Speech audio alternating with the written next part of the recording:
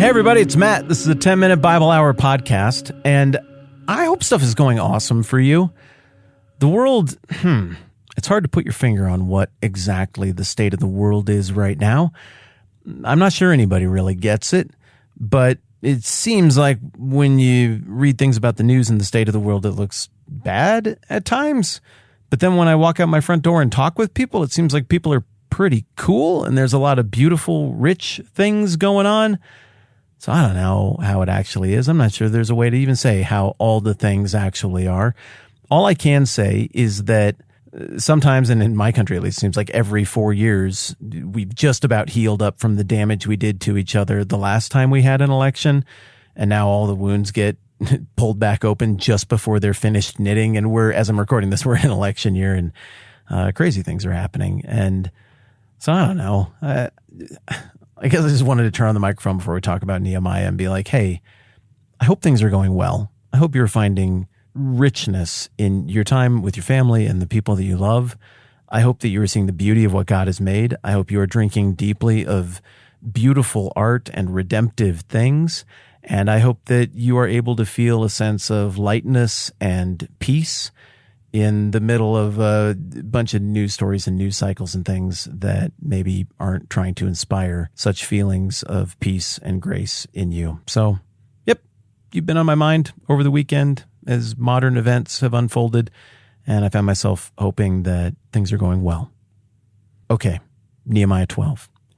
We've got a big ceremony here in the second half of this chapter where the descendants of Abraham are rededicating these walls that they just at breakneck speed got built under the leadership of the temporary governor, Nehemiah. When I got here in preparation for the conversations we've been having about this book, I had to pause for a moment and think, well, wait, have we not rededicated the walls yet? Surely we've done this by now, right? Because we're in Nehemiah chapter 12 and the walls are getting built. I mean, the first build montage in Nehemiah is all the way back in chapter 3. Okay, so what do we got? Nehemiah 3 opens with Eliashib, the high priest, and his fellow priests. They go to work and they rebuild the sheep gate. It says they dedicated it and set its doors in place, building as far as the Tower of the 100. And it goes on and on and on. And there's so many names in here now, by the way, in chapter 3. Who I remember in this build montage because of that song that we did the other day. Tekoa, Bana, everybody remembers Bana. Meshulam is in here. Malchijah, I remember that because it rhymes with Jedediah, who's also in here. I always particularly remember Malchijah because he's the guy who was in charge of the dung gate.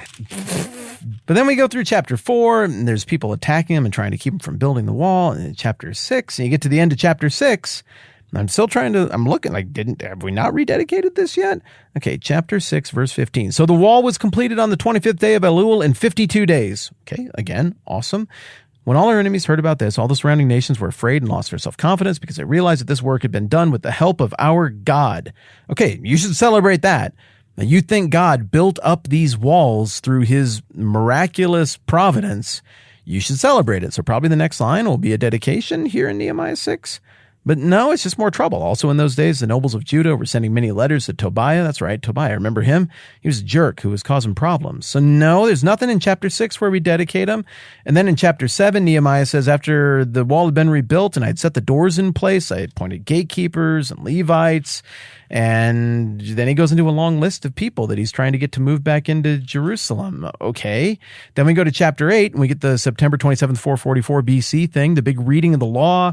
And then through the rest of 8, people are crying.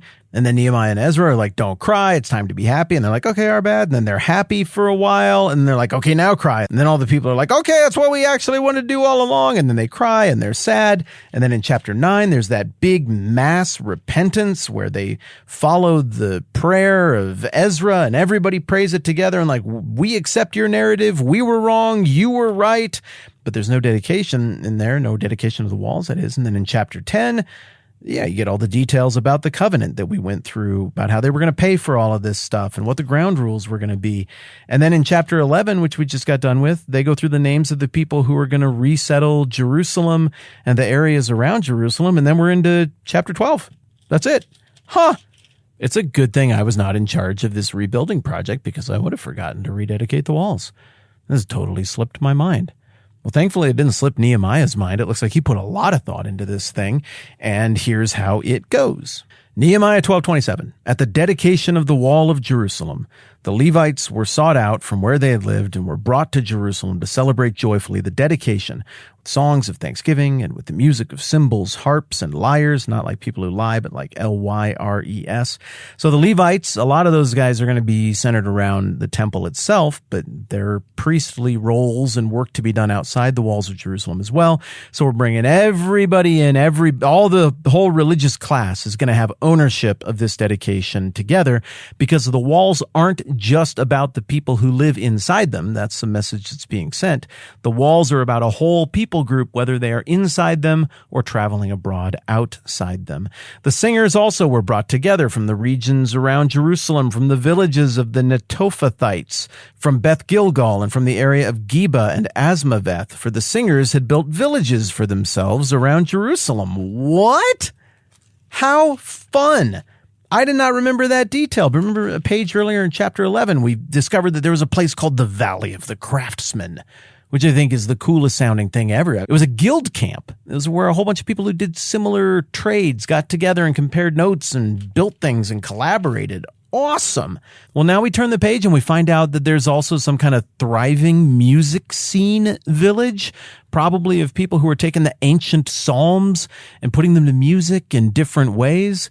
It's like Seattle with grunge rock in the early 90s, or the Saddle Creek, Omaha indie rock Bright Eyes scene of the early 2000s. They had one of those that becomes one of these fertile breeding grounds for creativity where everybody's ideas are inspiring everybody else's ideas. What it tells me when I find out that there were little villages for the musicians that they had built is that they were really taking their craft seriously, and that this was a moment of artistic flourishing.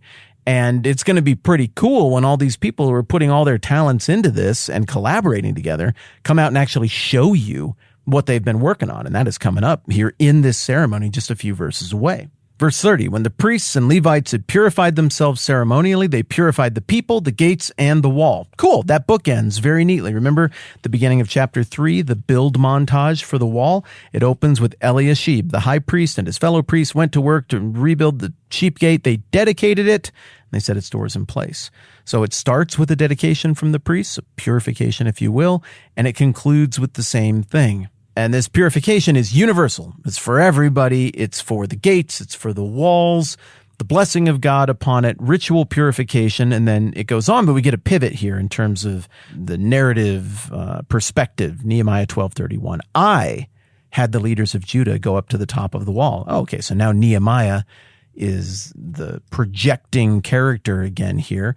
And this is where we figure out he's the guy who's the master of ceremonies. He's the guy who planned this whole thing. And every one of the dance steps, every one of the little things we're going to see in the ensuing however many verses here until the end of chapter 12, that's all from the mind of Nehemiah, who you will recall is a dude steeped in the history of the Old Testament, the history of the descendants of Abraham. He knows this story. He lives this story. He understands where he fits and what role he plays in this story.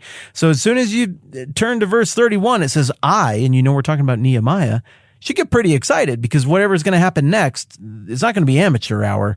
This is going to be very thoughtful, very well put together, and it's going to have tons of layers of meaning.